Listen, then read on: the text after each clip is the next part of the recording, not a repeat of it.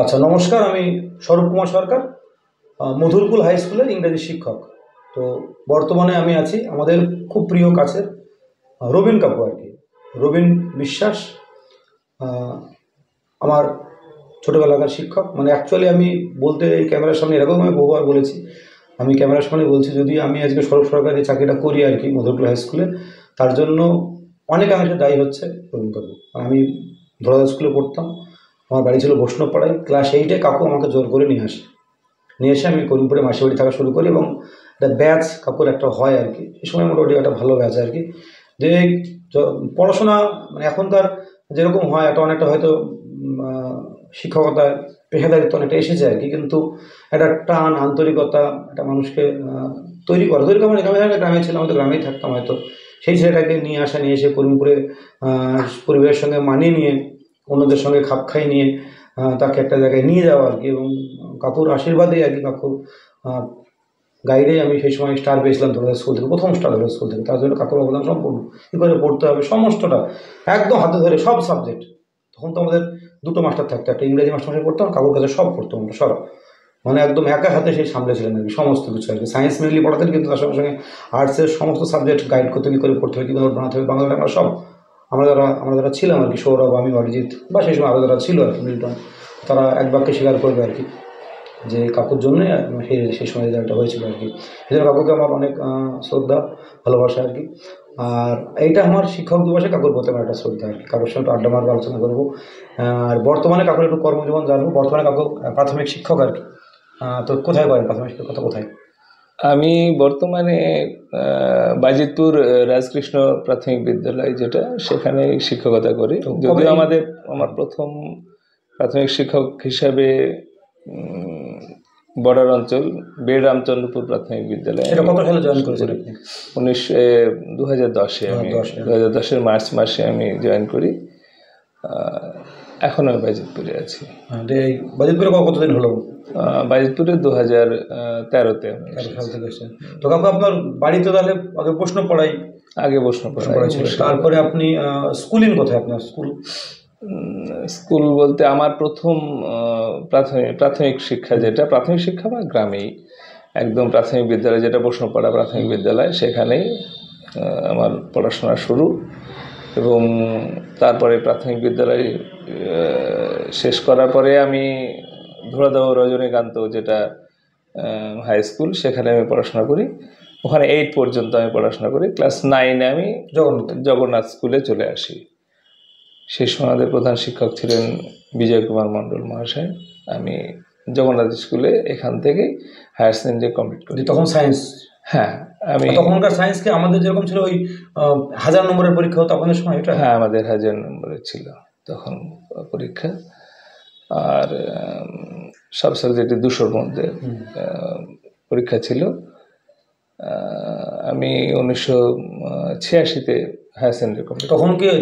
তখন এই যে পড়াশোনা, মানে কোশ্চেনের প্যাটার্ন তখন কি বড় কোশ্চেন বেশি থাকতো? হ্যাঁ, সাবজেক্টিভ কোশ্চেন থাকতো, 10 নম্বরের মতো শর্ট অ্যান্সার টাইপ থাকতো ম্যাক্সিমাম। তখন তো সায়েন্স করিমপুরে, তখন সায়েন্সের মাস্টারমশাইরা কেমন ছিল আর কি? মানে সায়েন্সের মাস্টারমশাইরা কেমন ছিল বলতে, মানে আমি 9-10 বলি, 9-10-এ তখন কতগুলো মাস্টার কাছে পড়তেন আপনি? এখন যেরকম 7টা মাস্টার কাছে পড়তে হয়, তখন কত ছিল? বর্তমান ছেলেমেয়েরা যে ধরনের পড়াশোনা করে, যেভাবে যতজন শিক্ষকের গাইড নিয়ে পড়াশোনা করে, আমি আমার নিজের আত্মীয় পরিজনদের মধ্যেও দেখছি, আমার পরিচিতর মধ্যেও দেখছি, আমরা এটা তখন কল্পনা করতে পারতাম না। কারণ সত্যি কথা বলতে গেলে আমার প্রকৃত শিক্ষক হিসেবে যেটা ছিল, একজন অঙ্কের শিক্ষক ছিল, একজন ইংরেজির শিক্ষক ছিল। বাদ বাকি যে সমস্ত সাবজেক্ট, বর্তমানে যে সমস্ত ছেলেমেয়েরা মানে সব ধরনের সাবজেক্ট নিয়েই, এখন দেখছি ইতিহাসেরও শিক্ষক, বাংলারও শিক্ষক, মানে এমনকি যে সাবজেক্টটাকে এখন সাবজেক্ট টিচার না হলেই চলবে না, ফিজিক্যাল সায়েন্স তথা ফিজিক্স, এসব সাবজেক্টে কোনো শিক্ষক আমাদের ছিল না। আমি অন্তত নিইনি। আমি ব্যক্তিগতভাবে, আমার বন্ধু বান্ধবদের মধ্যে অনেকেরই ছিল, তারা পড়তো বিভিন্ন সাবজেক্টের শিক্ষক নিয়ে। যদিও মাধ্যমিক পরীক্ষার সময় টেস্টের পরে আমার খুব নিয়ারেস্ট ফ্রেন্ড, মানে আমার ক্লাসের ফার্স্ট বয়, এবং ফোর্থ বয় যে ছিল সে আমাকে জোর করে ওদের গ্রুপে নিয়ে যায়। ওদের গ্রুপে ওখানে বাংলা, তারপরে ইতিহাস, এই সমস্ত সাবজেক্টগুলো পড়ানো হতো। ওই জাস্ট দলে পড়ে তাদের সঙ্গে গিয়ে ওইগুলো পড়াশোনা। তাছাড়া আমি পার্টিকুলারলি ওই সব সাবজেক্টের কোনো টিচার আমি নিয়ে কোনোদিনই পড়িনি। আচ্ছা, এবার আমি আপনার কাছে শুনছিলাম ঢাকাতে আগে যে মানে জগন্নাথ স্কুলে সেই সময়ের দু একজন স্যার সময় যদি বলেন আর কি তাহলে। জগন্নাথ স্কুলের শিক্ষকদের মধ্যে আমার কোনো শিক্ষককে আমি মানে ভালো মন্দের বিচারে আমি যাব না। আমার প্রতি শিক্ষক আমার অত্যন্ত শ্রদ্ধেয় এবং মানে এখনো আমি অন্তরের অন্তঃস্থল থেকে তাদেরকে শ্রদ্ধা করি।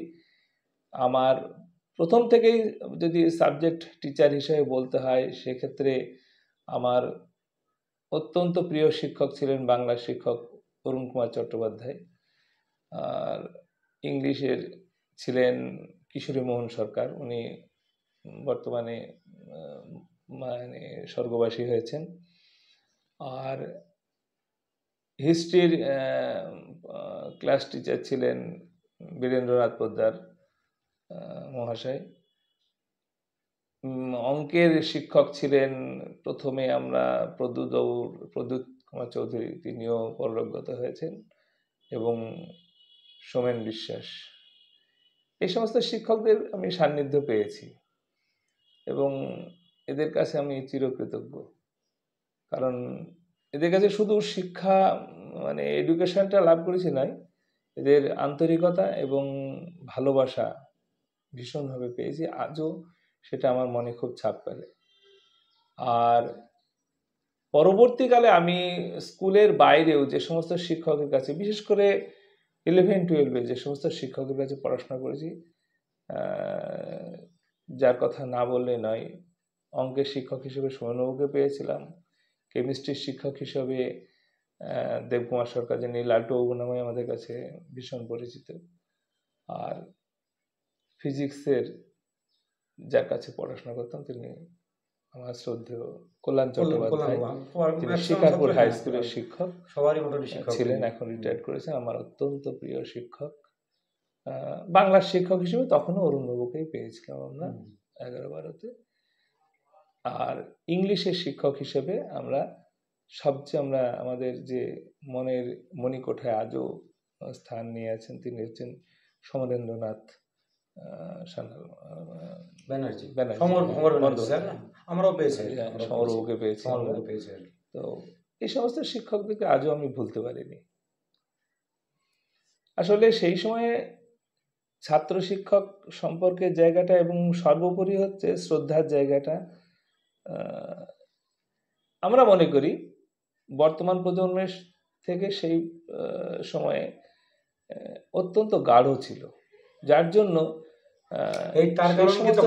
স্কুলের উপরে বেশি নির্ভরশীল ছিল। এটাই স্কুলের উপরে নির্ভরশীল ছিল, মানে আমি নির্ভরশীলতার কথাটা এই কারণে বলবো না, অবশ্যই স্কুলের সঙ্গে আমাদের আন্তরিকতা ছিল।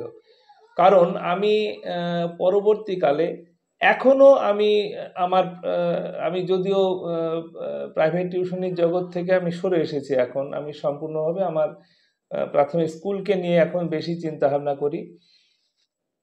আর প্রাক্তন ছাত্রছাত্রী তারা বিভিন্ন আলোচনার আসরে বসলে নিশ্চয়ই তাদের সঙ্গে আলোচনাগুলো তুলে ধরি।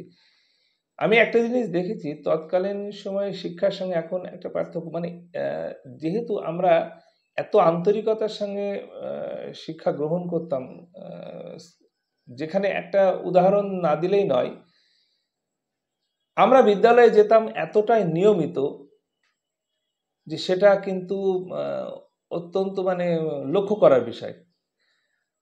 365 দিনে আমাদের হয়তো 250 থেকে 250 দিন যদি স্কুল হতো, তো দেখা যেত যে আমাদের ওই ছুটির দিন বাদে বাকি দিনগুলো কোনোদিনই আমাদের কামায়ের তালিকায় থাকতো না। ইভেন যদি কোনোদিন কোনো কারণে, কোনো রাজনৈতিক কারণে ধর্মঘট কোনো ডাকা হতো, সেই দিনগুলো আমরা বিদ্যালয়ে নেই। তাছাড়া বিদ্যালয়ে অনুপস্থিত এরকম আমরা। কিন্তু এখন একটা ফ্যাশন গেছে, আমাদের স্কুলেও একই কথা প্রযোজ্য আর কি। ভালো ছেলেগুলো আসছে না স্কুলে, বিশেষ করে 10ম শ্রেণীতে একাদশ দ্বাদশ শ্রেণীতে ভালো ছেলেগুলো প্র্যাকটিক্যালের দিন ছাড়া বাকি সময় আমি আসছে না। তোমাকে এই জায়গাটায় একটা জায়গায় বলি, আমি মানে তোমার কথার মধ্যেই বলছি, আমি এই বিষয়টাকে আমি মানে ঠিক মনের দিক থেকে মেনে নিতে পারি না। কারণ হচ্ছে এখন প্রাইভেট টিউশনির উপরে গার্জেনরা এত মাত্রায় বেশি নির্ভরশীল হয়ে যাচ্ছে, ছাত্রছাত্রীরা বিদ্যালয় বিমুখ হয়ে যাচ্ছে। এইটা একটা, আমি মনে করি কিছুটা হলেও ছাত্রছাত্রীর চরিত্র গঠনের ক্ষেত্রে তথা মূল্যবোধ তৈরির ক্ষেত্রে আনুষঙ্গিক সমস্ত শিক্ষাকে কেন্দ্র করে যাবতীয় যা কিছুর ক্ষেত্রে অনেকটা অংশে পিছিয়ে যায়। আমি এটাকে বিশ্বাস করি না। আমি আমার বিদ্যালয় দিয়ে বলছি, আমি বর্তমানে যে বিদ্যালয়ে মানে শিক্ষকতা করছি, ছোট ছোট ছোট শিশুদেরকে দেখেছি যে তারা পড়াশোনায় ভালো, কিন্তু তারা ইরেগুলার। এবার আমি যখন তাদের ক্লাস নিচ্ছি, যখন হঠাৎ করে হয়তো সপ্তাহে একদিন কিংবা মাসে 2 দিন আসছে তারা স্কুলে, ক্লাসে যখন আমি ক্লাস নিচ্ছি, তাদের পরীক্ষা করছি বিভিন্ন কোশ্চেনের মাধ্যমে, তখন আছে যারা রেগুলার স্টুডেন্ট তাদের প্রোগ্রেস অনেক ভালো, অথচ যারা ইরেগুলার তাদের প্রোগ্রেস কম।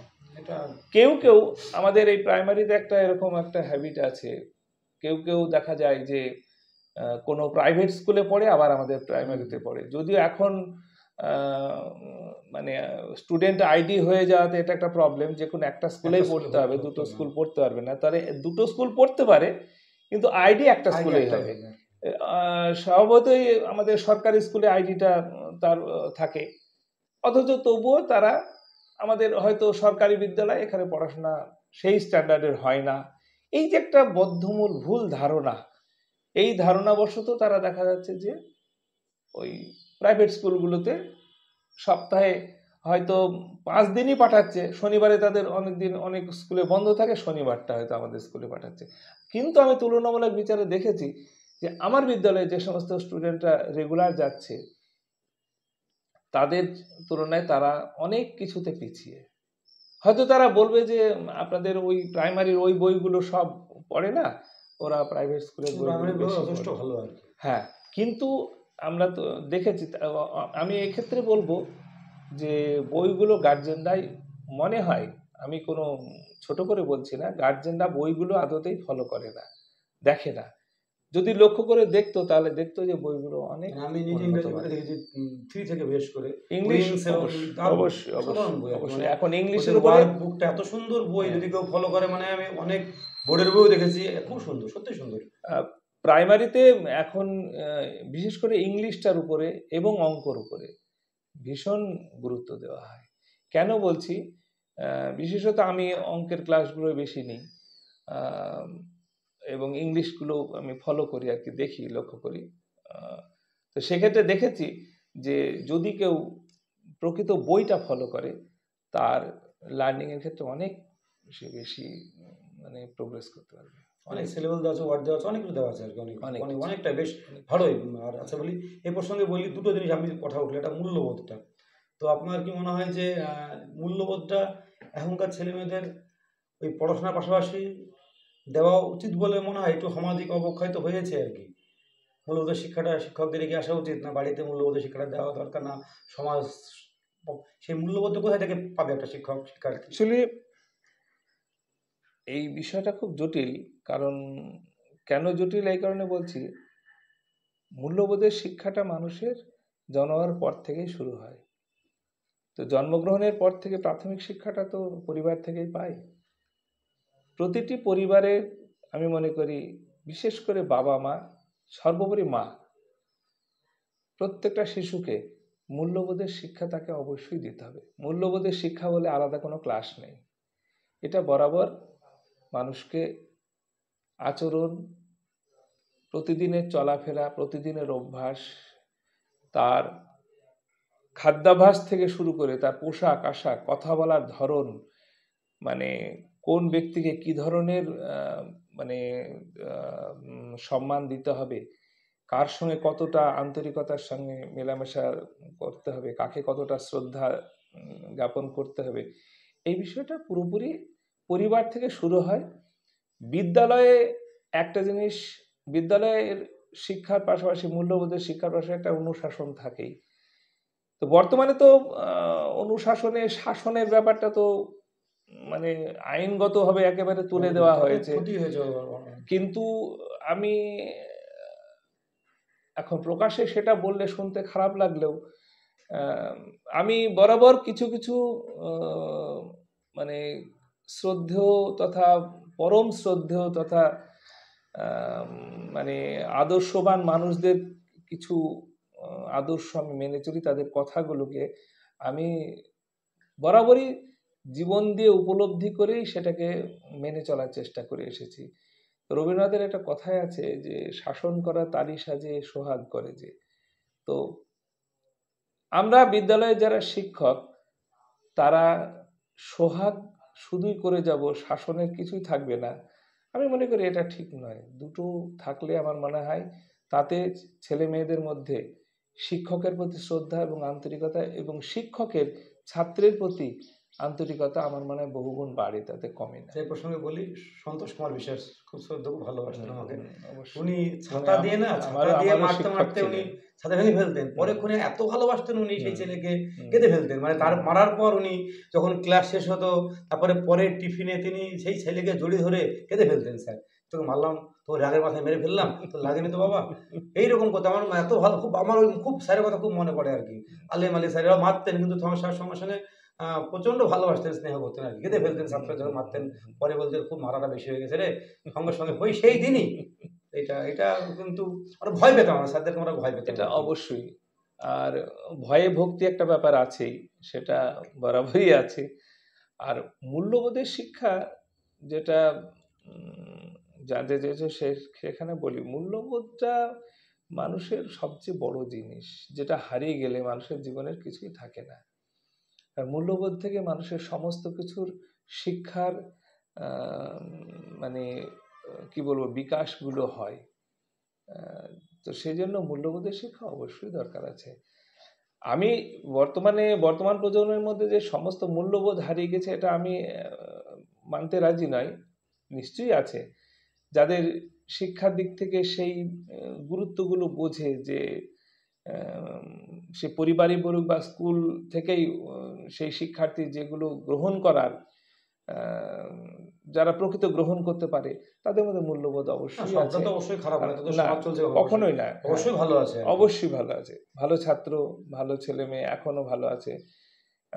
তবে একটা জিনিস দেখে এখন একটু পরিবর্তন এসেছে শিক্ষার্থীদের মধ্যে, সেটা হচ্ছে আমরা একটা সময় শিক্ষকদের সঙ্গে মিশতাম কিন্তু মানে একেবারে খুব আন্তরিকভাবে খুব কাছে গিয়ে মানে যতটা ফ্রি ভাবে মেলামেশা, মানে একদম শিক্ষক মহাশয়দের সঙ্গে খুবই সান্নিধ্যে মেলামেশা করেছি, একদম করিনি তা নয়, তবে সেটা করতে একটু ভয় আমাদের মনে ছিল, আমাদের মনে একটু ডিস্টেন্স রেখে চলতাম, যে কারণ স্যার কখন যে রক্তচক্ষু দিয়ে তাকাচ্ছেন সেটা লক্ষ্য করতাম। কিন্তু বর্তমানে ছেলে মেয়েদের মধ্যে দেখেছি সেইটা অনেকটা কম, তারা বেশি আন্তরিকতার সঙ্গে মিশতে চায়, যারা অন্তত ভালো মানে পড়াশোনার দিক থেকে।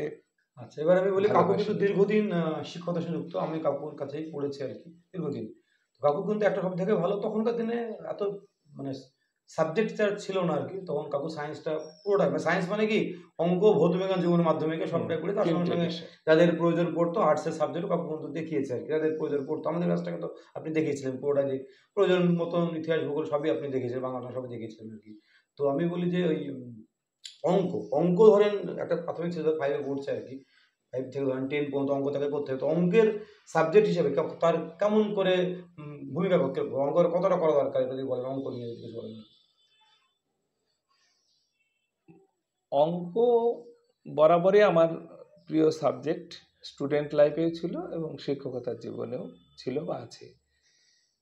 তো আমি একটা জিনিস মনে করি যে প্রতিটি ছাত্রের অঙ্কে দক্ষতা অর্জনের একটা বিশেষ গুরুত্ব আছে, কারণ অঙ্ক এমনই একটা সাবজেক্ট যে সাবজেক্টটা বাকি সাবজেক্টগুলোকে পরিচালিত করতে পারে। হয়তো বিভিন্ন সাবজেক্টের শিক্ষক তারা মনে করতে পারে অঙ্ক কি করে অন্যকে পরিচালিত করে, কারণ আমরা জানি অঙ্ক ছাড়া কোনো সাবজেক্ট হয় না। এটা আমি মহান শিক্ষকদের কাছ থেকেই কিছু কিছু ক্ষেত্রে শুনেছি। যেমন ইতিহাস পড়তে গেলেও অঙ্ক লাগে। এটা শুনতে হয়তো খুব অবাক লাগবে, কারণ হচ্ছে একটা সাল, ইতিহাসের কত সালে কি হয়েছে, এটা সম্পূর্ণভাবে মানুষের একটা গণনার বিষয় থাকে। এই যে যে বিষয়টা আমি আমার শিক্ষক আলেম বাবুকে দেখেছিলাম ধরে ধরে রজনীকান্ততে, ইতিহাসের যে কোনো খ্রিস্টাব্দ ওনাকে জিজ্ঞাসা করলে উনি নির্দ্বিধায় 5 সেকেন্ডে জাস্ট একটু চোখ বুজে বন্ধ করে বলে দিলেন। এই যে স্মৃতিশক্তি বৃদ্ধি, এটা মানে সেক্ষেত্রে অঙ্ক একটা স্টুডেন্টকে একটা বড় মানে কি বলবো এগিয়ে যেতে সাহায্য করে। অঙ্ককে নির্ভর করাটা ভীষণ প্রয়োজন আছে। সবাই অঙ্কে ভালো হয় না, ভালো নয়, এইটা আমি 100% বিশ্বাস করি না। তার কারণ হচ্ছে আমি আমার নিজের ব্যক্তিগত জীবনে আমি দেখেছি, আমি ক্লাস 3 পর্যন্ত, এখনো আমার স্মৃতিতে সেটা একদম উজ্জ্বল, আমি অঙ্কে খুব একটা ভালো ছিলাম না। আমি ক্লাস 3-তে আমি অঙ্কে অ্যানুয়াল পরীক্ষা একবার 22 পেয়েছিলাম। তো আমার শ্রদ্ধেয় শিক্ষক শ্রী মনোজ কুমার মণ্ডল মহাশয়, উনি অঙ্ক নিতেন। তো আমাকে একটা পিটুলির ডাল দিয়ে আমার পিঠের উপর মেরেছিলেন। এটা জীবনে, এটা আমি এক শিক্ষকের হিসেবে হাতে মার খাওয়া বলতে একবারই এটাই খেয়েছিলাম। তো তারপরে আমি আর জীবনে অঙ্কে 80-র নিচে পাইনি। তো এটা আমি মনে করি তারপরে আমার মনের ভিতরে একটা প্রচন্ড জেদ এবং মানসিকতা পরিবর্তন আনে, এবং আমি অঙ্ক চর্চাটা বরাবর। আমি অনেকে আমাদের বিপ্লব দা যিনি ভিডিও করেন এখন তিনিও অঙ্ক করতে বলেন, এবং আমার মনে হয় আপনিও বলতেন আমাদেরকে যে ডেইলি অন্তত 1 ঘন্টা অঙ্ক করা উচিত। আমি মনে করি 1 ঘন্টা থেকে 2 ঘন্টা প্রতিদিন অঙ্ক করা একটা তাহলে ব্রেনটা আরো বেশি শার্প হয়, আরো বেশি ভালো হয়, চিন্তা ভাবনাটা আরো বেশি হয়। আমি অঙ্কের ক্ষেত্রে যেমন স্পেশালি ছাত্রদেরকে এই কথাটা বলি যে দিনে 2 ঘন্টা অঙ্ক কেন করতে হয়, বিভিন্ন সময় হতে পারে, সেটা কখনো আধ ঘন্টা করলাম তারপরে আবার 1 ঘন্টা 1 ঘন্টা এভাবে হতে পারে। কেন করতে হয়, অনেক সময় দেখা যায় যে বিভিন্ন সাবজেক্ট যেমন পড়তে হয়, ইতিহাস, বাংলা, ইংরেজি এগুলো পড়ছি, অনেক সময় একঘেয়েমি লাগে। অঙ্ক এমন একটা সাবজেক্ট যে সাবজেক্টটার জন্য কোনো প্রস্তুতির প্রয়োজন হয় না, মানে আমার ভালো লাগছে না, আমি আধ ঘন্টা অঙ্ক করলাম। এই যে, আর অঙ্ক কি হয় মানে একটা ছাত্রের কনসেন্ট্রেশন আনার ক্ষেত্রে সবচেয়ে বড় মানে দিক আমি মনে করি। ভীষণ ফুল অঙ্কটা করতে পারবে না সে তাকে, কারণ অন্য একটা বিষয় পড়তে গিয়ে কখনো অন্য মনস্কতা আসতে পারে, কিন্তু অঙ্ক নিয়ে এমন একটা সাবজেক্ট যা অন্য মনস্কতা কাটিয়ে দেয়। সেক্ষেত্রে অঙ্ক, এবং তাছাড়া তো আমাদের ব্রেন ডেভেলপমেন্টে যে বিভিন্ন সায়েন্টিফিক এগুলো আছে, সে তো অঙ্ক তাকে খুব হেল্প করে সেক্ষেত্রে। আর ওই যেটা, এবং ওই যে যদি মুখে মুখে কেউ অঙ্ক করতে পারে তাহলে তো আরো বেশি, তার আরো বেশি দারুণ দারুণ। এখন তো অঙ্ক শেখার ক্ষেত্রে অনেক ভালো ভালো মাধ্যম বেরিয়েছে। আমি মনে করি সেই সময়ে আমরা অঙ্কটা শিখতাম, নিজে তো চর্চা করতামই, আর শিক্ষকের সাহায্য নিতাম। তবে আমি যে শিক্ষকের কাছে মানে আমি চিরকৃতজ্ঞ, সমরেন্দ্রনাথ পোদ্দার মহাশয়, যিনি একজন ইঞ্জিনিয়ার ছিলেন। ওকে কি বলা হয় যে ডিপ্লোমা ইঞ্জিনিয়ারিং স্টাফ হিসেবে ছিলেন, পলিটেকনিক পাস। কিন্তু আমি অঙ্ক ওনার কাছে করেছি প্রথম, আমি 9-10 ওনার কাছে অঙ্ক করেছি, এবং উনি আমাকে হাতে ধরে জ্যামিতি তথা পাটিগণিত, বীজগণিত এগুলো শিখিয়েছেন। তবে মেনলি ওনার কাছে আমি শিখেছি সেটা যে জ্যামিতি কেমন করে করতে হয়। কেমন করে করতে হয় বলতে গেলে একজন ছাত্রকে জ্যামিতি শিখতে হলে প্রকৃত কিভাবে সেটাকে যে চর্চা করতে হয়, সেটা আমি সমরবাবুর কাছে শিখেছি। আর আমি দুটো ব্যাপারে যাবো, সেলফ লার্নিং যেটাকে বলতে, বই পড়ার অভ্যাস। আমি দেখেছি এখনো কাকুর বই আছে, আমাকে তখন আমার ওই একটা লোভ থাকতো যে কাকুর কাছে কি বইয়ের কালেকশন আছে আর কি। তো ওই কাকু সাহিত্য পড়েছে আর কি, বাংলা সাহিত্যের প্রচুর সম্ভার আছে আর কি, বিভিন্ন বিবেকানন্দের সমগ্র আছে, আমার বই বরাবরই কালেকশন প্রচুর আর কি। আমি আছে, আমি ওইটা দেখতাম, কাকু পেপার পড়াটা কাকু কাছে দেখেছি, আনন্দ পেপারটা থাকতো কাকুর কাছে একদম অভ্যাসে। ছোটো থেকে আমি যখন তখন থেকে পেপার পড়ার অভ্যাসটা, এগুলো আমি কাকুর কাছ থেকে নিয়েছি, পেপার পড়ার অভ্যাস। এই বইগুলো দেখা, মানুষ তো দেখে শেখানোর সময় বইগুলো, আমার মতো একটা বাড়িতে এরকম একটা বইয়ের হবে, কাকু সাহিত্য কিন্তু অনেক পড়েছে। এখনকার ছেলেমেয়েদের একটা একটা প্রথমে সাহিত্যর পাঠ যেটা আর কি, দেখেন আপনি সায়েন্স নিয়ে পড়ে কিন্তু সাহিত্য আপনি নিশ্চয়ই পড়েছেন, প্রচুর পড়েছেন আপনি। বরাবরই আমি হ্যাঁ, ইন্টারেস্টেড। ভালোবাসতেন পড়তে আর কি। হ্যাঁ, সমরেশ মজুমদার, সুনীল গঙ্গোপাধ্যায়ের আধুনিক উপন্যাসও দেখেছি, আবার রবীন্দ্রনাথ দেখেছি, শরৎচন্দ্র দেখেছি, সব রকম ধরনের বই দেখেছেন। কিছু তো নিশ্চয়ই পড়েছেন ডেফিনেটলি, না বই কিনতেন এরকম দেখানোর জন্য না, হুম। পড়েছেন আর কি। তো সেই পড়ার অভ্যাসটা, সাহিত্য পড়ার অভ্যাসটা একটু কমার ফলে মনে হয় মননশীলতা কোথাও একটা ঘাটতি থেকে যাচ্ছে। হ্যাঁ, এটা এটা অবশ্যই খুব ভালো একটা কথা। আহ, আমি চিরদিনই আমি সাহিত্য রসিক। এই কারণে বলি, আহ, এই যে আমার ফিজিক্সের শিক্ষক কল্যাণ চট্টোপাধ্যায় ছিলেন, তোমরা অনেকেই জানো যে উনি কিন্তু ওনার অন্য একটা জগৎ আছে, নাটকের জগৎ খুব আছে, নাটকের জগৎ আছে, এবং উনি দারুণ লিখতেন এক সাংস্কৃতিক সময়, জগৎ। এখন লেখেন কম, এক সময় স্যার ভীষণ লিখতেন। এবং এই এই পড়াশোনা, সাহিত্য, কালচার, আর আমার কিছু লেখার অভ্যাস তখনও ছিল বরাবর, ছোটবেলা থেকে। তো এই এই জগৎটা থেকে কিন্তু কল্যাণবাবুর সঙ্গে আমার মানে আন্তরিকতা তথা গভীর আন্তরিকতা, এবং এখন পর্যন্ত স্যারের বয়স হয়ে গেছে, যেখানে দেখা হোক স্যার ভীষণ মানে আন্তরিকতার সঙ্গে এখনো কথা বলা, স্যারকে সেই শ্রদ্ধার জায়গাটা আমি কখনো ভুলতে পারিনি।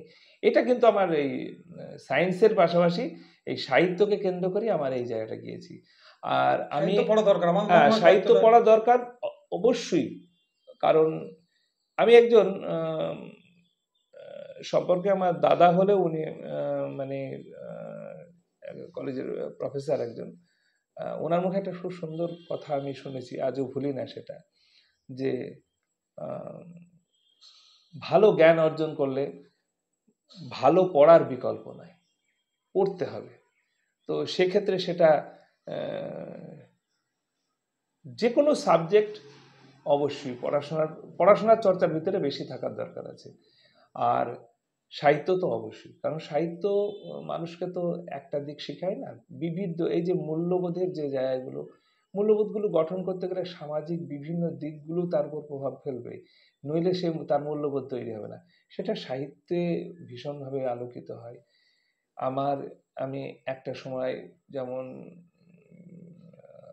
সমরেশ বসু, সুনীল গঙ্গোপাধ্যায়, আম, একেবারে ছোটবেলাতে বলতে গেলে আমি যখন ক্লাস 7-এ পড়ি তখন আমার মানে বিভূতিভূষণ রচনা সমগ্র আমার সমস্তটা পড়া হয়ে গেছিল ক্লাস তখন 7-এ। তো তখন ফোন আমি ছিল না, পড়ি। আমাদেরও তো হতো হ্যাঁ, ফোন না পুরোই থাকা, পুরো বই না পড়া। থাকলেও তখন বই পড়া হ্যাঁ, একমাত্র উপায় ছিল, আর হ্যাঁ, উপায় ছিল না আর কি। কিছুই অতটা বুঝতাম না। তবুও ক্লাস 9-এ মাধ্যমিক, ভুল বললাম, মানে যখন আমি মাধ্যমিক পরীক্ষা দিয়ে তখন 3 মাস প্রায় ছুটি সময় থাকে থাকতো, আর কি। আমি এই 3 মাসে শরৎচন্দ্রের 5টা পাঠ পুরো পড়ে ফেলেছিলাম। এই এবং বঙ্কিমচন্দ্র, এবং সেই সঙ্গে বঙ্কিমচন্দ্র। তো আমি বর্তমানে একটা জিনিস দেখি যে এই যে পড়াশোনার কালচার, এটা এত অভাব বর্তমানে স্টুডেন্টদের, এদেরকে বললে একই কথা, স্যার পড়বো কখন। সময় নেই আর কি, কিন্তু সময় নেই। আমি একটা জিনিস বুঝি না, পড়ার জন্য সময়ের খুঁজে নেওয়ার দরকার হয় না।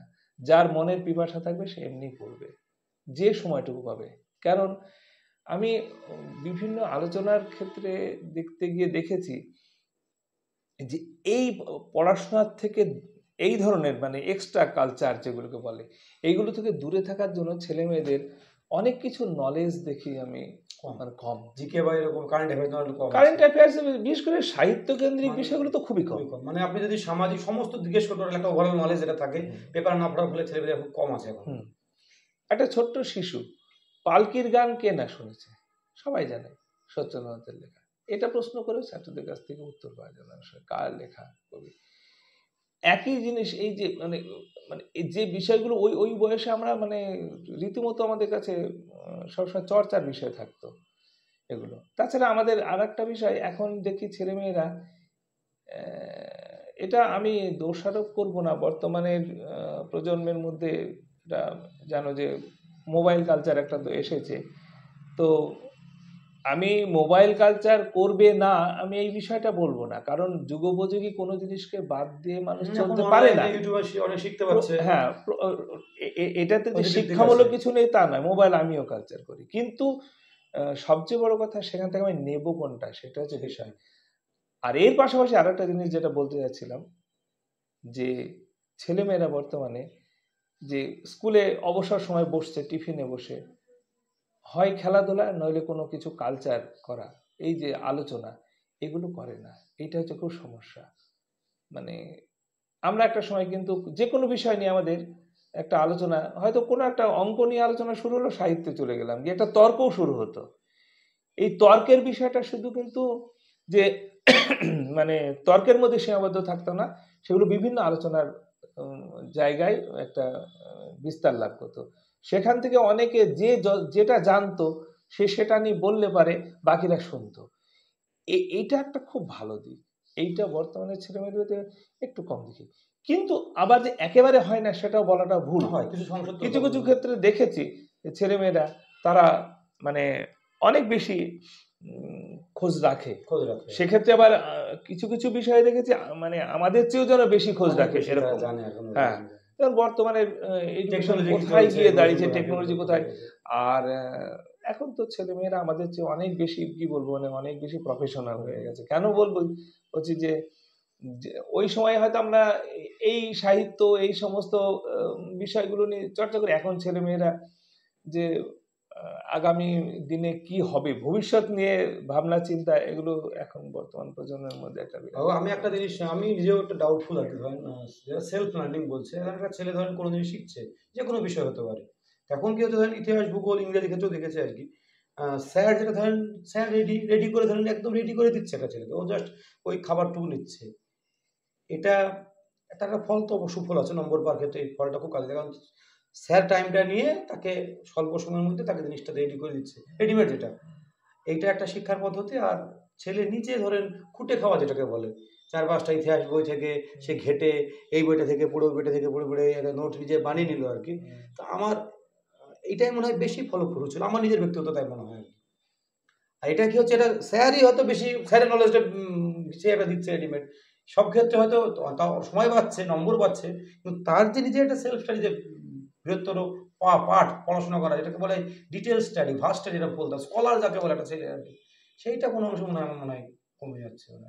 দেখো এই জায়গাটা একটা জিনিস উঠে আসে, পড়াশোনাটা তো সাময়িক নয়, পড়াশোনাটা কিন্তু ভবিষ্যতের জন্য। ভবিষ্যৎ জীবন গঠন তথা নিজের ক্যারিয়ারে নিজেকে জায়গায় প্রতিষ্ঠিত করতে গেলে, এই ক্ষেত্রে আমি বরাবর দেখেছি যে যারা মানে প্রচন্ড স্টাডি করে নিজে জিনিসটাকে উপলব্ধি করে উপস্থাপন করতে পারে, তারা বেশি সাকসেস হয়। কেন বলছি, এটার পিছনে তাদের একটা পরিশ্রম যেমন থাকে, আগামী দিনে সে সেটাও বুঝবে যে কতটা পরিশ্রম করে কতটা সাকসেস পাওয়া যায়। এবার একটা রেডি জিনিস শিক্ষক তুলে দিল, সে সেটাকে উপস্থাপন করলো, হ্যাঁ, পরীক্ষায় গিয়ে উপস্থাপন করলো, এইটাতে অনেকটা জিনিস বাদ থেকে যায়, তার ক্ষেত্রে মানে অনেকটা ঘাটতি থেকে যায়। এই ঘাটতিটা কিন্তু পরবর্তীকালে তাকে কিন্তু ভুগতে হয়।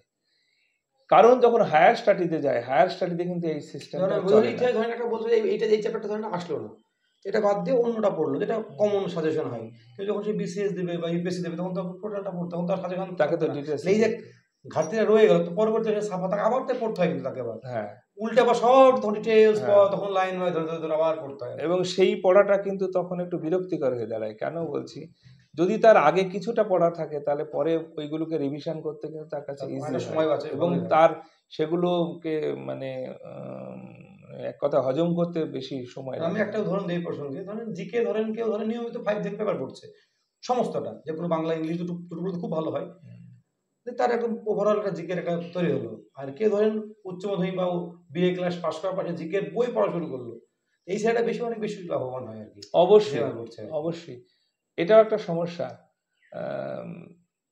যারা মানে এই যে নিউজ পেপারের কথাটা বলে, এটা একটা বড় উদাহরণ। বর্তমানে নিউজ পেপারের সংখ্যা অনেক কমে গেছে, পড়েই না মানুষ। কিন্তু এটা যে কত মূল্যবান জিনিস, প্রতিদিনকার অনেক কিছু সংবাদ হয়তো অনেক কিছু পড়তে ভালো লাগে না যে জিনিসগুলো, কিন্তু এমন কিছু জিনিস মানে নিউজ পেপারে থাকে যেগুলো কিন্তু প্রতিদিনের শিক্ষার ক্ষেত্রে তার প্রয়োজন হয়, এবং জেনারেল নলেজ তো অবশ্যই। আর আমি একদিনে পড়ে গিয়ে পরীক্ষা দিলাম, আর আমি সারা বছর মানে স্টাডির মধ্যে থেকে তারপরে গিয়ে আমার যে সমস্ত জ্ঞান অর্জন করে সেটাকে গিয়ে পরীক্ষা দিলাম, সেটার মধ্যে অনেক পার্থক্য। সেটা আমি আমার নিজের জীবনে দেখেছি যে কোনো একটা কোশ্চেন বহু দিন আগে হয়তো কোনো একটা বিষয় পড়ে রেখেছি, সেইটা দেখা যাচ্ছে যে কোনো একটা কম্পিটিটিভ কোনো একটা পরীক্ষায় গিয়ে তার উপরে একটা প্রশ্ন আমি ফেস করছি, তখন কিন্তু আমার সেই 15 বছর আগের যে পড়া সেটাই আমার কাছে কিন্তু কাজে লেগেছে। 5 দিন আগে যেটা পড়ে গেছি সেটা হয়তো কাজে লাগেনি, ওটাই লেগেছে। আর একটা আমার অনুযোগ ঠিক না কাকু, তরুণ সংঘ ব্যাপারের সঙ্গে যুক্ত আর কি, খেলাধুলাটা কোনো ছেলেদের মধ্যে অনেকটা কমে গেছে আর কি। এইটা খারাপ দিক, কারণ আমি একটু পিছনে আমি আমাদের কথাটা বলি, আমাদের মানে কি হতো, সবাই মিলে ওই স্কুল যাওয়ার আগে পুকুরে গিয়ে স্নান করে একদম আধ ঘন্টা স্নান টান করে স্কুলে যাওয়া, আর এই স্কুল থেকে ফিরে কিন্তু আমরা পড়তে বসতাম। টিউশনে তো সেরকম আমরা ওই 1 ঘন্টা তো খেলেছি, এটা অস্বীকার কোনো জায়গা নেই। 4টে পর্যন্ত স্কুল হতো, তারপরে আমাদের সেই মাঠে ফুটবল হোক, সিজনাল যে ক্রিকেট ফুটবল, এটা কিন্তু মানে সমস্ত, আমি বলে না, যারা তখনকার পড়াশোনা করতো প্রত্যেকেই হয় খেলতো নাহলে খেলা দেখতো, একদম এটা ছিল, অবদান ছিল। আপনি যদি আপনাদের সময় যদি দেখেন আর কি, এইটা দেখবেন এখন খুব মুষ্টিমেয়। আপনি যদি মার্কেটে যান বা কোনো একটা জায়গায় যান, বিকালটা বলছে স্কুলের পরে আর কি, 5টা থেকে টিউশন শুরু হচ্ছে আর কি, 4:30টার সময় ছুটি হচ্ছে, সেই ছেলেগুলো খেয়ে দিয়ে রেস্ট নিয়ে পড়তে চলে যাচ্ছে আর কি। এই 1 ঘন্টার খেলাটা কিন্তু হারিয়ে যাচ্ছে আর কি, আসলে কোনো জায়গা নেই। এটা কিন্তু আমার ক্ষতি হচ্ছে বাচ্চাদের আর কি। আমার ছেলে কিন্তু একই কথা বলছো, ও খেলার সময়টা পাচ্ছে না আর কি। আমি আমার নলেজ থেকে যতটুকু জানি, মানসিক এবং শারীরিক গঠন দুটোকে ঠিক রাখতে গেলে মানে খেলাধুলা তথা ব্যায়াম চর্চা বা বিশেষ করে সমবয়স্কদের সঙ্গে মানে সঙ্গ দিয়ে তাদের সঙ্গে বিভিন্ন আলোচনার মধ্যে থাকা, এগুলো ভীষণ প্রয়োজন আছে। খেলাধুলার প্রয়োজনীয়তা বরাবর আছে, আজও আছে, আগামী দিনেও থাকবে। তার কারণ আজকে স্কুল থেকে একটা ছাত্র বাড়িতে আসছে, আসার পরে সে খেলার মাঠে না গিয়ে তাকে কোনো প্রাইভেট টিউশনি বা কোথায় পাঠানো হচ্ছে, এটার আমি চরম বিরোধী। এটা একদমই নয়। তাহলে পরে তার কাছে কিন্তু পড়াশোনাটা একদিন যন্ত্রণা হয়ে দাঁড়াবে, তার কাছে কিন্তু মানে সেটা আনন্দের বিষয় থাকবে না। আর অথচ আমরা কারিকুলামে জয়ফুল লার্নিং সমস্ত কিছুতে, হ্যাঁ ঠিক, এই কথাটাই একটা গুরুত্বপূর্ণ। আমরা বলছি বা আমাদের বর্তমানে শিক্ষা দপ্তর বারবার এই কথাগুলো বলছে, আমরা আলোচনার টেবিলে মঞ্চে দাঁড়িয়ে এই কথাগুলো বলছি, কিন্তু জয়ফুল লার্নিং এর যে আসল দিকটা কোন জায়গায়, সেইটা আমরা প্রয়োগের কাছে আমরা পিছিয়ে, সবাই পিছিয়ে। মানে একটা সময় খেলার মাঠে বিকেল 4টে বেজে গেল মানে সব খেলার মাঠে। আমার এই করিমপুরেই বলছি, মানে ফুটবল মাঠে ফুটবল চর্চা, আমি নিয়মিত তরুণ সংঘ ব্যায়ামাগারে যেতাম, সেখানে ব্যায়াম চর্চা, মানে এই যে শরীর চর্চা, সেখানেও তো আমাদের এই সহপাঠী বা সহপাঠী তারা একসঙ্গে মেলামেশা করে সে এই যে, আর একটা জিনিস কি, শিক্ষার অঙ্গন তো একটা জায়গা নয়, শুধু বিদ্যালয় নয়, এই যে খেলার মাঠে গিয়েও সেখানে এক ধরনের পরিবেশ, এই যে পরিবেশ যখন আমরা রচনা লিখতে বলি, তখন খেলার পরিবেশ, তার ব্যায়ামাগারের পরিবেশ, তার বিদ্যালয়ের পরিবেশ, মাঠের পরিবেশ, সব পরিবেশ বলছি।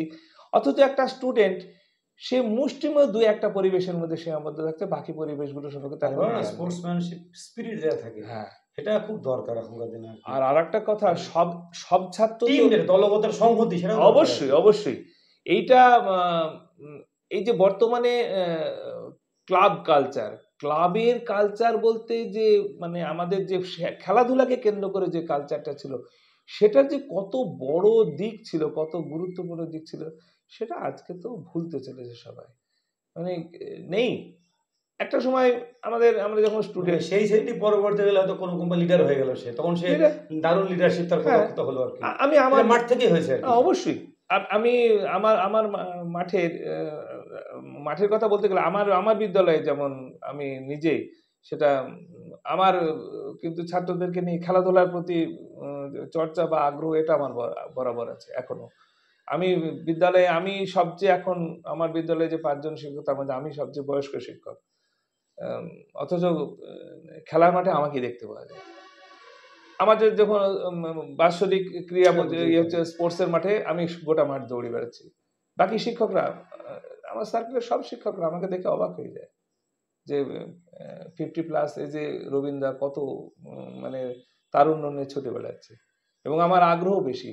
আমি প্রথম যখন বাজিতপুর বিদ্যালয়ে আমি আসি বেড়রামচন্দ্রপুর থেকে, তখন আমি যেবার আসি সেইবারই প্রথম আমার স্কুলের একজন ছাত্রী ডিস্ট্রিক্ট পর্যন্ত খেলতে গেল।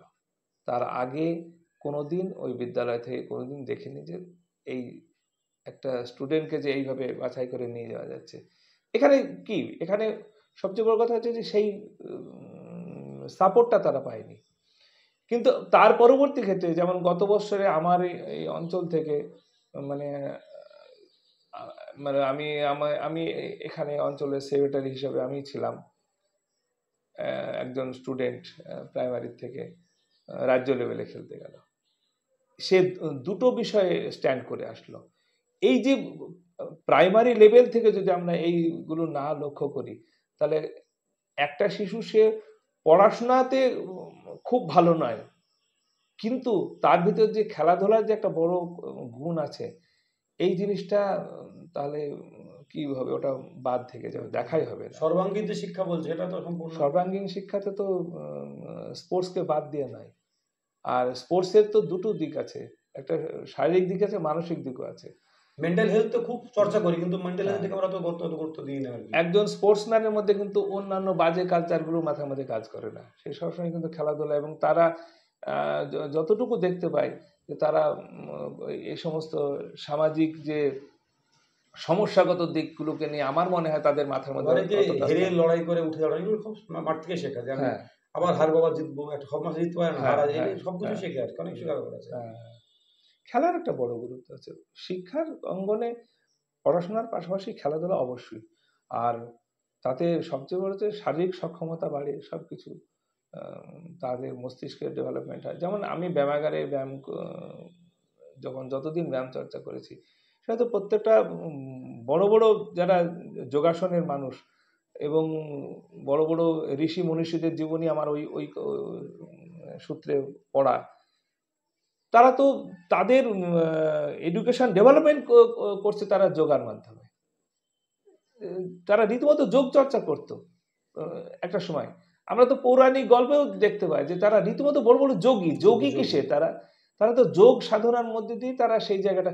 তাহলে অ্যাকচুয়ালি হিসাব করে দেখতে গেলে যে পড়াশোনাকে তারা বা শিক্ষা, পুঁথিগত শিক্ষাই বলি আর যে শিক্ষাই বলি, সেইটা অর্জন করে বড় হওয়ার পিছনে তাদের এই যোগ সাধনা তথা যোগ চর্চা তথা খেলাধুলা, এটা একটা বড় তাদের কাছে কাজ করেছে, বড় বিষয় হিসেবে। আর আমি আরেকটা জিনিস কখন জানতে যাবো, পেরেন্টিং ব্যাপারটা খুব চ্যালেঞ্জ। এখন আমি এই কথা অনেকবার বলি যে নির্মল স্যারের কাছে আমি গেছিলাম রিসেন্ট, ওই 6-7 মাস আগে আর কি। তো উনিও বলছিলেন যে ডক্টর নির্মল স্যার বলছেন যে এখনকার দিনে যত সমস্ত কাজ, সব থেকে চ্যালেঞ্জিং হচ্ছে একটা ছেলে মেয়েকে মানুষ করা, অনেক কাজের থেকে, মানে সমাজের জন্য বা যে কোনো ফোনের জন্য, যে কোনো কারোর জন্য ছেলেকে একটা জায়গায় নিয়ে যাওয়া আর কি। 9-10 পড়ছে, 11, এক একটা মানে একটা হার্ডেল আপনাকে পেরোতে হচ্ছে। 9-10 একটা হার্ডেল পেরিয়ে আপনি শান্তি বলে দেখে ঠিক আছে, 11-12 একটা বড় হার্ডেল, তারপরে সেই ছেলে কোথায় বাইরে পড়ছে, সেখানে গিয়ে সে কি করছে না করছে, এটা একটা বিশাল বড় একটা কিন্তু চ্যালেঞ্জিং। সব আমারও এখন খুব, মানে আমাদেরকে ছেলে মেয়ে, আগেকার ছেলে মেয়ে হয়ে ছেড়ে দিয়েছে, আমরা নিজের মতো মানুষ। এখনকার কিন্তু সত্যি বাবা মায়ের সব থেকে বড় চ্যালেঞ্জ কিন্তু এই বাচ্চাকে সঠিক পথে গাইড করে নিয়ে যাওয়া। এভাবে শিক্ষকের ভূমিকা যথেষ্ট আছে, স্কুলের ভূমিকা আছে, সমাজের ভূমিকা আছে, বাবা মায়ের ভূমিকা সব থেকে বেশি আছে আর কি। তো আপনি যদি একটু প্যারেন্টিং টিপস কিছু দেন আর কি, কি করলে ব্যাপার হয় আর কি, যে আপনি তো একটা বাচ্চাকে মানুষ করেছেন আর কি। সবচেয়ে বড় বিষয় হচ্ছে বাবা মা, মানে আমরাও কি বলি, আমি একটা গার্জেন, আমি কিন্তু সময় দিতে পারি না অনেক সময়, কর্মস্থলের জন্য বা কাজের চাপ থাকে অনেক সময়, অনেক সময় তো আমি একটু ভাবি যে যাক আসলে একটা জায়গা থেকে একটু রিল্যাক্স করি আর কি, আমার নিজের তো বিনোদন আছে আর কি। হ্যাঁ, অবশ্যই বিনোদনের বিষয় থাকে, বাবা মার সেটা থাকবে, তারা কর্মক্ষেত্রে যখন থাকছে কর্মক্ষেত্র থেকে আসবে। তবে আমি একটা জিনিস জানি, একটা ছোট্ট শিশু ছোটবেলা থেকে যখন বেড়ে উঠছে, তার বাবা মাকে যেভাবে দেখতে অভ্যস্ত সে সেভাবেই শিখবে। তো সেক্ষেত্রে কর্মক্ষেত্রে যখন থাকছো থেকে ফিরছো, ওই শিশুটা জানে যে বাবা মা স্কুল থেকে আসলো এইমাত্র, সুতরাং তারপরে তুমি আধ ঘন্টা 1 ঘন্টা রেস্ট নিয়ে তারপরের সময়টুকু যেটুকু সময় পাবে তার সঙ্গে তুমি মেলামেশা, তার সঙ্গে মানে একদম একটা শিশুর সঙ্গে যেভাবে মেলামেশা করলে সে পছন্দ করে, সে ভালোবাসে। সবচেয়ে বড় কথা, শিশু মনস্তত্ত্ব খুব জটিল, তো তাকে বোঝাটা ভীষণ প্রয়োজন আছে। যে সে কি ভালোবাসে, কিভাবে ভালোবাসে, বাবাকে কতটা ভালোবাসে।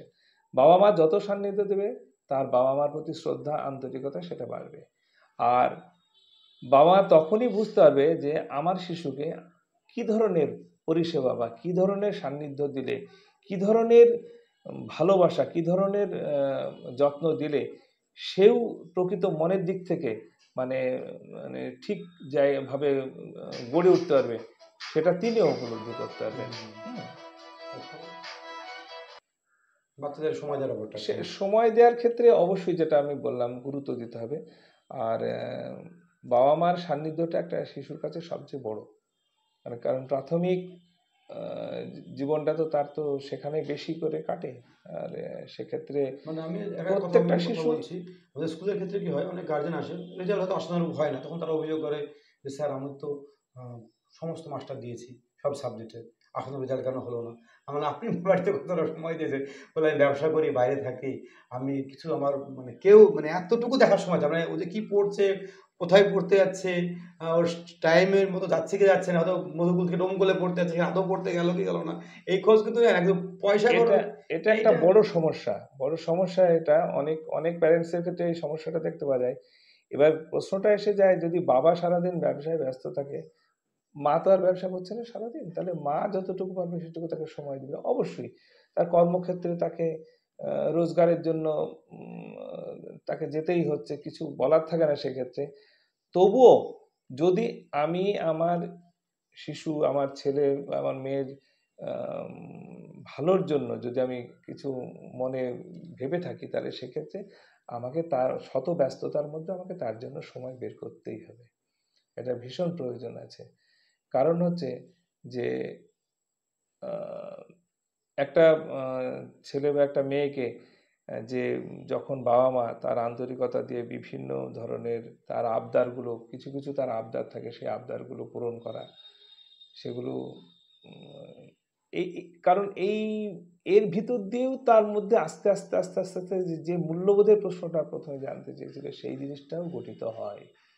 কারণ বাবা মার মানে স্নেহ, ভালোবাসা তথা শিক্ষার ক্ষেত্রে মানে কোন জায়গাটা প্রয়োজন না অপ্রয়োজন, সেই জায়গাটা সেও বুঝতে শিখে আস্তে আস্তে শিখবে। এই প্রসঙ্গে আমি বলি, আমি আর যে উদাহরণ দিলাম এরকম উদাহরণ আছে। আর একটা এই প্রসঙ্গে একটা কথা বলি, যে যেটা আমি এর আগে বলেছি সেটাই রিপিট করে বলছি।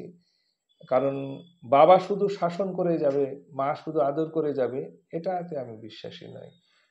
শাসন এবং আদর দুটো মিশেই থাকবে, উভয়ই দুটো করবে আর কি, উভয়েই দুটো করবে, অবশ্যই থাকবে তার। তবে সে বুঝবে কোনটা করলে সঠিক, কোনটা করলে বেঠিক। কারণ ভুলটা যখনই তাকে ধরিয়ে দেওয়া হবে, অবশ্যই সেটা শাসন তথা কিছুটা হলেও তার তার প্রতি একটা কঠোরতা দেখানো। আবার সে ভালো করলে তাকে যে আদর করা, সে জানে যে আমি ভালো করেছি, তাই বাবা বা মা আমাকে এবার এখন কিন্তু আদর করে বলছে। তো এই প্রসঙ্গে আমি আমাদের স্কুলে দুটো যেরকম উদাহরণ দিলাম, এরকম উদাহরণও আছে, হয়তো চাকরি বাকরি পায়নি কিন্তু শিক্ষকতা করার যোগ্য আছে, এরকম কিছু গার্জেন আছে, বা হয়তো ডাক্তারি করে বা কোনো পেশার সঙ্গে যুক্ত আর কি, কিন্তু এরা সেই সময় ভালো পড়াশোনায় ভালো ছিল, এখন তার স্বপ্ন পূরণ হয়নি, ছেলে মেয়ের মাধ্যমে স্বপ্ন পূরণ করতে চায়, এদের এরকম আছে কিছু গার্জেন আছে, এরা কিন্তু এদের থেকে আমি আমি কথা বলে অনুপ্রাণিত হই।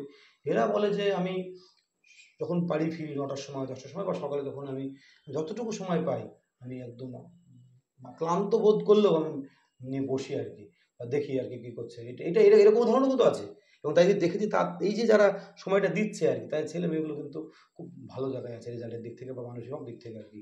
এই সময়টা মনে হয় আমি ওদের গল্প শুনে অনেক সময় অনুপ্রাণিত হই যে আপনি এত সময় দেন কেমন, এত সারাদিন এত ব্যস্ত মানুষ, অনেক ডাক্তার থাকে অনেক, বা আপনার মাস্টারমশাই থাকেন, বা যারা হয়তো টিউশন পড়ান সারাদিন আর কি, তাদের ছেলেমেয়েরা পড়ে আর কি, সারাদিন হয়তো ব্যাচ পড়ে, তারপরেও সারাদিন পড়ানোর পরেও সে সন্ধ্যাবেলায় রাতে 10টার সময় তার ব্যাচ শেষ হয়, তখনও সে আবার সেই মেয়েটাকে বা ছেলেটাকে নিয়ে বসে আর কি, সারাদিন ক্লান্ত থাকে, আর তারপরেও সেই আর ভালো লাগে না হয়তো, তবুও সে কষ্ট করে হলেও বসে যে আমার মেয়েকে দেখাতে হবে, ছেলেকে দেখাতে হবে আর কি। এটাও কিন্তু এটা এটা একটা জায়গা থেকে এই ধরনের গার্জেন যেটা বললে, এই গার্জেনগুলোর ভিতরে তো লক্ষ্য করে দেখতে গেলে কিছুটা হলেও খেদ আছে, স্বপ্নটা পূরণ হয়, কারণ তাদের স্বপ্ন পূরণের জায়গাটা তাদের সেইভাবে হয়নি। তারা সেই ব্যর্থতার থেকেও কিন্তু অনেকটা মানসিক যন্ত্রণা অনুভব করে।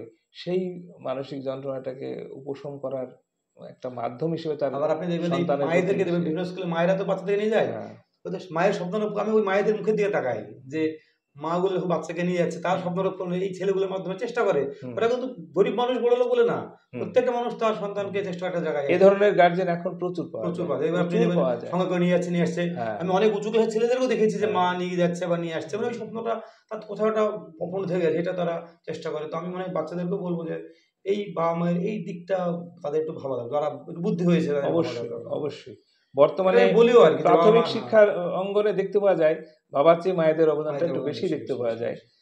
পরবর্তীকালে যখন দেখা যায় বাবারা যখন দায়িত্ব নিচ্ছে তখন হয়তো দেখা গেল যে আবার ক্লাসে উঠেছে, তবে মায়ের দায়িত্বটা বরাবরই থেকে যায়, কারণ ছেলে মেয়েরা মায়ের সান্নিধ্যটা সবচেয়ে বেশি পায়। আর তবে বাবারা তাদের দায়িত্ব থেকে দূরে সরে গেলে কখনোই চলবে না, তাদেরকে সর্বদাই লক্ষ্য রাখতে হবে ওভারঅল। কারণ একজন পিতার দায়িত্ব, মাতার দায়িত্ব, মায়ের দায়িত্ব এক ধরনের, পিতার দায়িত্ব আরেক ধরনের। দুটো দায়িত্বকে যদি কেউ বোঝার চেষ্টা করে সঠিকভাবে, তাহলে পরে আমি মনে করি তার শিশুর তাকে ঠিক সঠিক পথে চালিত করতে কোনো অসুবিধা তো হবে কাকু না। আমি একটু শেষে চলে এসেছি। আপনার তো দীর্ঘদিনের অভিজ্ঞতা, প্রচুর পড়িয়েছেন মাধ্যমিক উচ্চ মাধ্যমিক। তো তারা ধর মাধ্যমিক দেবে উচ্চ মাধ্যমিক দেবে আর কি, যে সময় স্টুডেন্ট আর কি বা যারা পড়ছে আর কি এরকম পড়ুয়া, তো তাদের উদ্দেশ্যে পড়াশোনা যদি কিছু টিপস দেন আপনার ওই অভিজ্ঞতার ঝুলি থেকে, যাতে উপকার লাগে এরকম একটা কিছু টিপস। পড়াশোনার ক্ষেত্রে আমি যেটা মানে সবচেয়ে গুরুত্ব দিই সেটা হচ্ছে তারা মানে আম, বিষয়ের উপরে সবচেয়ে বেশি গুরুত্ব দিতে হবে এইভাবে, তারা কোনো রেডিমেড জিনিসের চেয়ে তারা ডিটেলসে টেক্সট বুক বেশি করে পড়াশোনা করুক। এটা প্রত্যেকের ক্ষেত্রেই এটা খুবই প্রযোজ্য। কারণ হচ্ছে আহ, যারা মানে টেক্সট নির্ভর উম, পড়াশোনা করে যারা পরীক্ষা দেবে, আমি অনেক ক্ষেত্রে দেখেছি সেসব ছেলেমেয়েরা, যেটা বর্তমানে পরীক্ষার বিষয়ের লাস্ট বিষয়টা তো রেজাল্ট মানে নম্বর, সেই নম্বরটা তারা বরাবর অনেকটা বেশিই পায়। মানে অনেকে হয়তো মনে করে যে আমি স্যারের নোট মুখস্থ করে আমি সেখানে গিয়ে আহ, লিখে দিয়ে চলে এসেছি, আমি আমি বোধহয় বেশি নম্বর পাবো, কিন্তু দেখা যায় অনেক ক্ষেত্রে আমি দেখেছি যে যারা টেক্সট নির্ভর পড়াশোনা করে তারা মানে জ্ঞান এবং নম্বর দুটোর দিক থেকে অনেকটা এগিয়ে থাকে। এক নম্বর কম পেতে পারে কোনো কারণে, কিন্তু জ্ঞানের দিক থেকে সে অনেক বেশি এগিয়ে থাকে। সুতরাং টেক্সট নির্ভর পড়াশোনা হচ্ছে সবচেয়ে, আমি বরাবর বলে এসেছি যেটা তোমরা যখন ছাত্র হিসেবে ছিলে তখনও আমি বলে এসেছি, আমি একই কথা এখনো বলি যে টেক্সটকে বাদ দিয়ে নয়। তো রেফারেন্স বই থাকতেই পারে, রেফারেন্স বইটা কিন্তু পরে, মানে প্রাথমিকভাবে গুরুত্বটা দাও তুমি টেক্সটের উপরে, ডিসিপ্লিন থাকা আগে জরুরি। টেক্সটটা ভালো করে বোঝো, টেক্সট ভালো করে বোঝো। এটা আমি এই প্রসঙ্গে আমার একটা শ্রদ্ধেয় শিক্ষক রাধারণ বাবুর কথা আমার মনে পড়ে। উনি বলতেন 4টে রেফারেন্স বই পড়বে, 4টে বই, 4টে রাইটারের বই পড়বে, একটা রাইটার হবে তোমার বেস্ট চয়েসের, বাকি রাইটারগুলো তুমি জাস্ট ফলো করবে। একজনকে কিন্তু তুমি মাধ্যম করে এগুবে, আর যেটা প্রয়োজন হবে সেটা অন্য রাইটারদের কাছ নাহলে থেকে অসুবিধা করবে। হবে আর কি। আর বর্তমানে তো রেফারেন্স বই হিসেবে প্রচুর কোম্পানি মানে সমস্ত কোশ্চেন অ্যান্সারিং বইগুলো বেরিয়েছে। আহ, বেশি মানে যেমন আমি অনেক বইয়ে দেখেছি যে যে প্রসঙ্গটা প্রয়োজন নেই সে সেটা অপ্রাসঙ্গিক প্রসঙ্গ বিষয়কে দেওয়া তুলে আছে, ধরে, দেওয়া থাকে, যেটা স্টুডেন্টদের ক্ষেত্রে মানে বুঝে উঠতে খুবই সমস্যা হয়। সমস্যা হয়। কারণ তারা সেটা তো বুঝতে পারে না যে এইটা কতটুকু, কোনটা পড়বো কতটুকু হ্যাঁ পড়বো আর কি। কতটুকু দিলে আমার সর্বোত্তম হবে হ্যাঁ, সেই হ্যাঁ। জায়গাটা তারা বুঝতে পারে না। তখন তারা শিক্ষককে অবলীলায় প্রশ্ন করে, স্যার এটা এইটুকু আছে, এইটুকু লিখলেই হবে? আমার কাছে যেমন দু একজন আমার আত্মীয়র মধ্যে যারা দেখি নাই, এখনো দেখি নাই কিছু কিছু বিষয়, হয়তো প্রশ্ন করে যে এটা কতটুকু লিখলে কোনটুকু লিখলে ভালো হবে, মানে তারা টু দি পয়েন্ট জানতে চায় যে এটা এখান থেকে এখানে কত দূর, যেটা ছাত্রদের বরাবরের প্রশ্ন, জানবার প্রশ্ন। আমি সেক্ষেত্রে বলি যে তুমি আগে পুরো পড়ো, তুমি নিজেই ধারণা তৈরি করতে পারবে, তারপরে যদি অসুবিধা হয় তুমি আমাকে বলবে, আমি সেখানে বলবো, তুমি তারপরে বুঝে নেবে যে যে হ্যাঁ এটা ঠিক, এই এই এই এইটুকু পড়লে আমি সঠিক জিনিসটা পাবো কিনা। আর বাড়িতে হয়তো মিশনের মতো ডিসিপ্লিন থাকা, তবুও চেষ্টা করতে হবে একটা সারাদিন ডিসিপ্লিন থাকে, একটা অর্গানাইজ থাকে, অবশ্যই রুটিন করা আর কি, অবশ্যই এটা একটা। অবশ্যই অবশ্যই।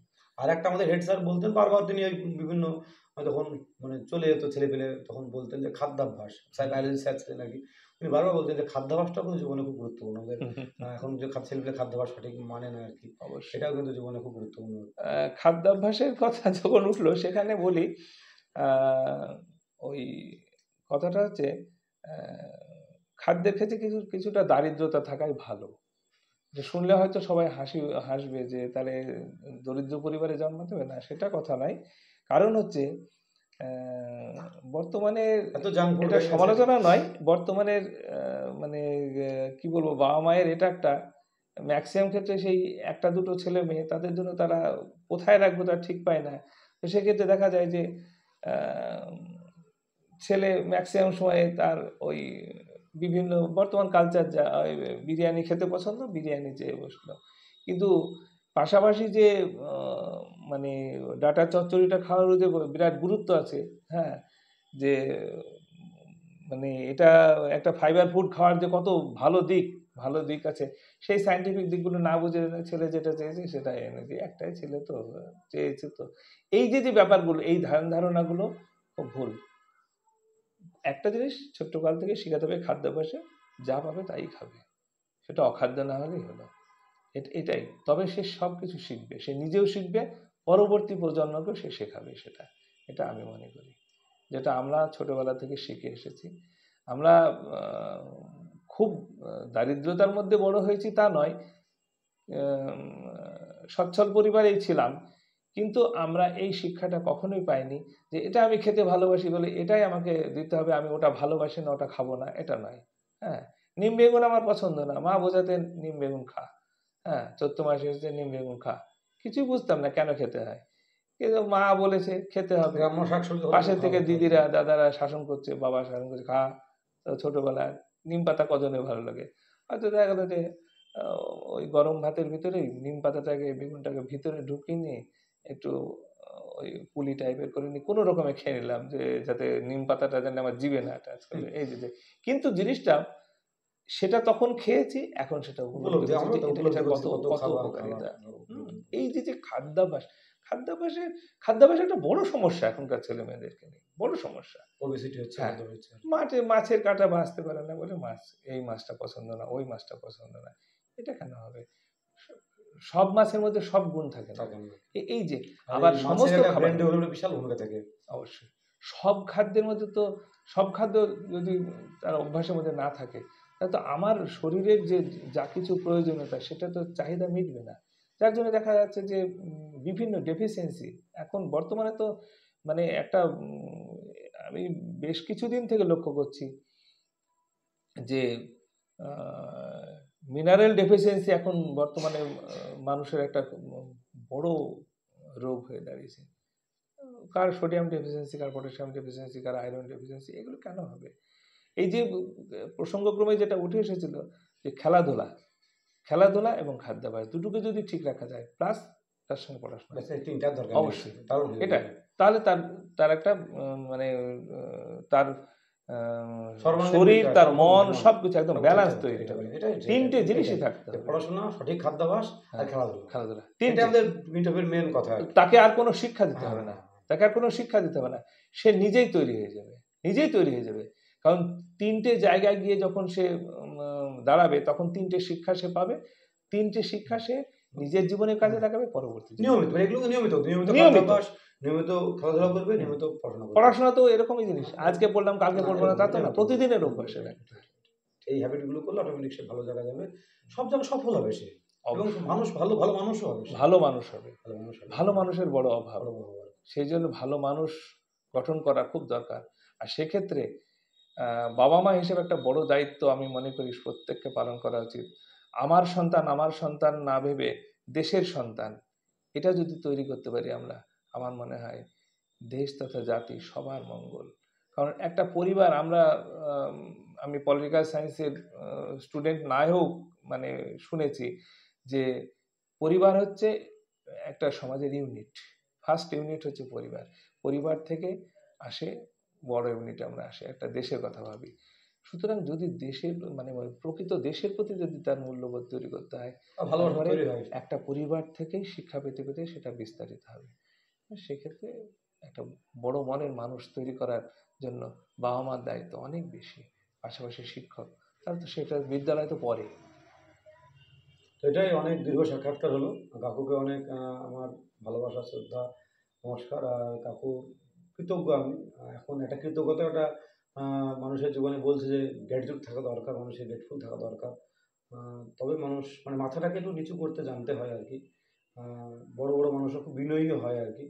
তো এইগুলো এখন যদি ছেলেরা যত দ্রুত শিখবে, যত দ্রুত অ্যাডাপ্ট করবে, আর শিক্ষকদের সম্মান জানানো, রেসপেক্ট, এগুলো তো অটোমেটিক তার সেই ছেলের এই যে কথাগুলো বলা হলো, কাকু যে বললো আর কি, খেলাধুলা, পড়াশোনা করা, খাদ্যাভ্যাস এবং গুরুজনকে শ্রদ্ধা করা, এগুলো যদি করতে থাকে সে কোনো একটা জায়গায় সে কিছু একটা করবে আর কি। এটাই।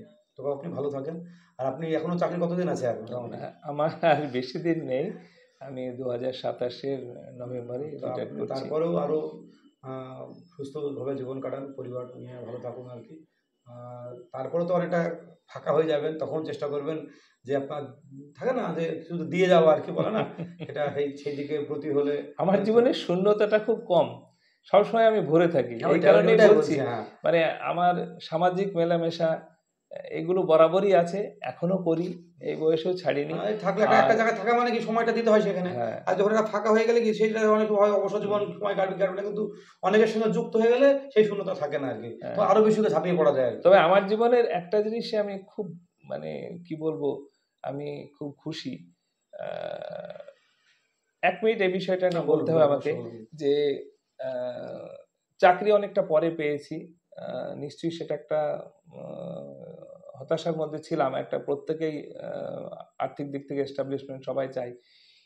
পরে পেলেও আমি, আমার মনের স্বপ্নটা আমার পূরণ হয়েছে, আমি শিক্ষক হিসেবেই আমি মানে সঠিক পেশাটাকে পেশাটা পেয়েছি। পেয়েছেন আপনি। এটা আমি অত্যন্ত খুশি। আমি আহ, মানে অন্য পেশাতে যেতে চাইলে হয়তো যেতে পারতাম কোনো একটা সময়ে, কিন্তু আমি যে পেশাগুলোকে আমি নিজের মনের দিক থেকে মেনে নিতে পারিনি, আমি যেটাকে সবচেয়ে বরাবর পেয়েছি, এবং আহ, ঈশ্বর সেটাই আমাকে শেষে হলেও দিয়েছে, দিয়েছে আর কি। শেষে হলেও দিয়েছেন। আমি ঈশ্বরের কাছে চিরকৃতজ্ঞ। আরও সবচেয়ে ভালো আমি আমি এখনো আমি মনে মনে এটা নিয়ে খুব আনন্দ পাই এবং খুশিতে থাকি। সেটা যে আমার কর্মজীবনে আমার অনেক ছাত্র এখন তারা এতটাই কৃতিত্বের সঙ্গে মানে উম, বিরাজ করছে, যাদেরকে নিয়ে ভাবতেও আমার খুব ভালো লাগে। এবং সেই সমস্ত প্রাক্তন ছাত্ররা, তারা তাদের মধ্যে আমি দেখেছি যে আহ, আমি হই বা অন্য কোনো শিক্ষক হোক বা তার পরিবারই হোক, যে মূল্যবোধটা এনে দিয়েছে, তারা সেগুলো কিন্তু বহন করে চলে। কারণ সেটা যখন সামনাসামনি দেখা হয়, তাদের আচরণ, তাদের শ্রদ্ধা, তাদের সব কিছুতে আমি সেটা বুঝতে পারি। এটার মধ্যে আমি বেঁচে থাকি। এটা আমার আমার সেটা জীবনে যেটা শিক্ষক মনে সেটা তো করি, বেঁচে থাকে, ছাত্রের মধ্যে হ্যাঁ, শিক্ষক বেঁচে থাকে আর এটা কি। আমার কাছে একটা বড় পাওনা, আমি এটা পেয়েছি এবং পেয়েছি, সেই জন্য আমার খুব ভালো লাগে। আর একটা ভালো ছাত্রকে ভালো জায়গায় পৌঁছে নিয়ে যাওয়াটা অনেকটা সহজ, কিন্তু একটা একেবারে সাধারণ মানের ছাত্রকে যখন একটা ভালো জায়গায় নিয়ে গিয়ে পৌঁছে দেওয়া যায়, আমি মনে করি সেটা আমাদের সাকসেস আরো বেশি, সেটা আমাদের মনের তৃপ্তি যেটাকে বলে এই সেটা আরো বাংলাদেশে যেন আবু বেশি সাইদ হয়। এই কথাটাই বলে, যারা হুম, মধ্যমানের স্টুডেন্টকে তুমি হ্যাঁ, কতটা, সেটাই বড় শিক্ষকের এটা বড়, সেটা এটা বলে এটা আর কি। আমার জীবনে বহু ঘটেছে। অনেক, মানে একেবারেই সাধারণ মানের ছাত্র, তাকেও কিন্তু মানে একটা, মানে প্রকৃত অনুপ্রেরণা শব্দটা যেটাকে বলে, যেটাকে, এটা, এইটা বাবা মার যেমন আছে, শিক্ষকের দায়িত্ব আরো বেশি। কারণ তারা শিক্ষককে কিন্তু অন্য আসনে রাখে। এই অনুপ্রেরণার জায়গাটা শিক্ষকের একটা বড় দায়িত্ব নেওয়া উচিত, শুধু পড়াশোনার মধ্যে বলে নয়। এই অনুপ্রেরণা তার জীবনে বড় কাজ করে, সেটা তাকে এগিয়ে নিয়ে যায়। এবং আমি দেখেছি অনেক সাধারণ মানের ছাত্র তাকে, কেন তুই পারবি না, তুই পারবি, তুই চেষ্টা কর, নিশ্চয়ই পারবি। একদমই সাধারণ মানের ছাত্র, আমার আমার জীবনে এমন ঘটনা ঘটেছে, 2বার ফেল করে আমার কাছে পড়তে এসেছে। আমি যখন প্রাইভেট টিউশনের সঙ্গে যুক্ত ছিলাম, মাধ্যমিক পাশ করেছে, 11-এ পড়ছে, বাউন্ডারির মতন ঘুরে বেড়ায়, দুরন্ত ছেলে। আমি হয়তো বলেছি, তুই তো খেলাধুলা, ভীষণ খেলাধুলা পছন্দ, তুই তো খেলতে ভালোবাসিস, তুই খেলাধুলাটাকে কাজে লাগা, তুই পড়াশোনাতে তুই শিক্ষক কিংবা প্রফেসর হয়তো হতে পারবি না, সেই সম্ভাবনাটা তুই নিজেও জানিস কম, কিন্তু তোর সম্ভাবনা যেটা আছে, তুই ভালো খেলাধুলা পারিস, খেলাধুলাটাকে কাজে লাগিয়ে তুই চেষ্টা কর, নিশ্চয়ই দেখবি তোর একটা অর্থ উপার্জনের তারপরে বহু ছেলেমেয়ে নার্সিং এবং আসে, সেই defense এ ছেলে বিভিন্ন হ্যাঁ বিভিন্ন সেই ছেলে যেদিন 11+ মানে 12-এ উঠবে সেই সময়, না 12 যখন পরীক্ষা দিয়েছে সেই সময় সে আর্মিতে জয়েন করলো এবং আমাকে সে বলছে যে কাকু আমার জীবনের এই পাওয়াটা সবটাই আপনার জন্য। এইটা হচ্ছে আমাদের সবচেয়ে বড় পাওনা, এটা অমূল্য আর কি, এটার মধ্যেই বেঁচে বেঁচে থাকতে থাকা। হয়, এটা অমূল্য। তো এটাই আজকে, নমস্কার।